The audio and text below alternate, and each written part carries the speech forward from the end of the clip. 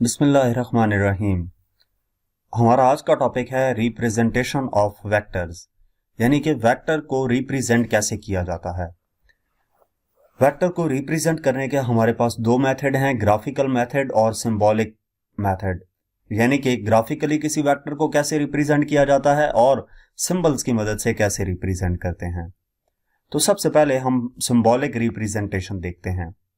Vector quantity को symbolically हम कैसे रिप्रेजेंट करते हैं? By a bold face letter. Bold face letter से मुराद हम किसी भी लेटर जिसकी मदद से किसी वेक्टर को रिप्रेजेंट करना है उसको बोल्ड करके लिख देंगे। जैसे bold A, bold V, bold F, bold D. ये कोई भी वेक्टर ए है, कोई भी अल्फाबेट हो सकता है। जिस भी अल्फाबेट से आप किसी वेक्टर को रिप्रेजेंट कर रहे हैं उसको हम बोल्ड करके लिख देंगे तो वो वेक्टर कहलाएगा। जैसे फोर्स जो है वो वेक्टर क्वांटिटी है, तो उसको हम बोल्ड करके लिखेंगे तो वो रिप्रेजेंट करेगा कि ये वेक्टर क्वांटिटी है। लेकिन अगर हम स्मॉल एफ लिख देंगे यानी कि बोल्ड नहीं होगा एफ, तो उस केस में वो वेक्टर क्वांटिटी नहीं कहलाएगी। इसी तरह वेक्टर क्वांटिटी को हम लिख सकते हैं letter with a small arrow over it. ये दूसरा तरीका है सिंबॉलिक रिप्रेजेंटेशन का कि अगर हम बोल्ड नहीं लिखना चाहते तो सिंपली अल्फाबेट लिख के उसके ऊपर एरो डाल दें। जो भी अल्फाबेट आप लिखेंगे, जिस भी अल्फाबेट की मदद से वेक्टर को डिनोट करना चाह रहे हैं उसके ऊपर एरो हेड डाल देंगे। तीसरा मेथड क्या है सिंबॉलिक रिप्रेजेंटेशन का? हम अल्फाबेट को इटैलिक लिखते हैं। इटैलिक का मतलब होता है थोड़ा सा टेढ़ा करके। ए, वी, एफ, डी, ये डिफरेंट हमारे पास वेक्टर जिस अल्फाबेट की मदद से हम किसी वेक्टर को रिप्रेजेंट कर रहे हैं उसको इटैलिक फॉर्म में लिख दिया। तो ये सिंबॉलिक रिप्रेजेंटेशन है वेक्टर की। इसके बाद अगर ग्राफिकल रिप्रेजेंटेशन की बात की जाए तो वेक्टर को हम ग्राफिकली कैसे रिप्रेजेंट करते हैं? एक स्ट्रेट लाइन की मदद से। स्ट्रेट लाइन लगाकर उस लाइन के एक एंड पर हम एरो लगा देते हैं। वो एरो उस वेक्टर की डायरेक्शन को इंडिकेट करता है और जो उस लेंथ की उस लाइन की लेंथ होती है वो रिप्रेजेंट करती है मैग्नीट्यूड ऑफ द वेक्टर। ठीक है, जैसे अगर फोर्स है, फोर्स 5 न्यूटन की है तो हम पहले स्केल बनाएंगे 5 newton equal to 5 centimetre. 5 centimetre की लाइन लगाकर हम ये कहेंगे कि ये 5 न्यूटन की फोर्स है। अलोंग जिस डायरेक्शन में भी वो लाइन लगाएंगे उस डायरेक्शन की हम बात कर लेंगे कि ये इस डायरेक्शन में 5 न्यूटन की फोर्स अप्लाई की गई है।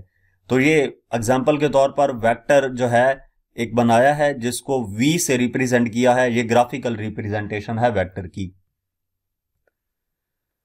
नेक्स्ट बात कर लेते हैं कि डायरेक्शन जो है वेक्टर क्वांटिटी की वो कैसे बनाई जाती है। तो सबसे पहले किसी वेक्टर को रिप्रेजेंट करने के लिए हम नॉर्थ, साउथ, वेस्ट और ईस्ट ड्रॉ करते हैं। ये जब ड्रॉ कर लें तो उसके बाद ईस्ट के साथ या नॉर्थ के साथ या वेस्ट या साउथ किसी के भी साथ जो भी एंगल हमें दिया गया हो वो हम एंगल ड्रॉ करके, थीटा ड्रॉ करके हम क्या कहते हैं कि वेक्टर इस डायरेक्शन में रिप्रेजेंट किया गया है। जैसे ये हमें जो एरो है ये बता रहा है कि वी वेक्टर नॉर्थ ईस्ट की डायरेक्शन में मौजूद है।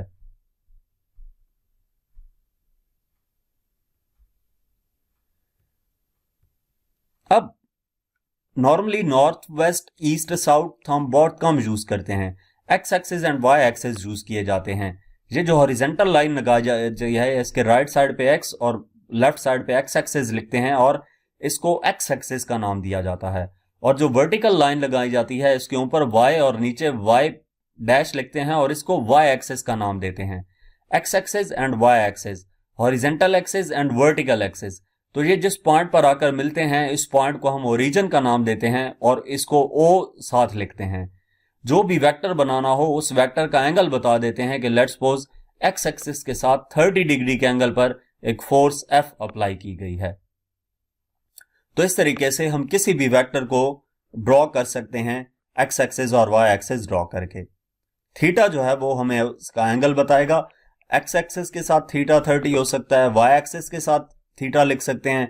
जिस भी एक्सिस के साथ हमें एंगल गिवन हो उस एक्सिस के साथ हम एंगल ड्रॉ कर सकते हैं।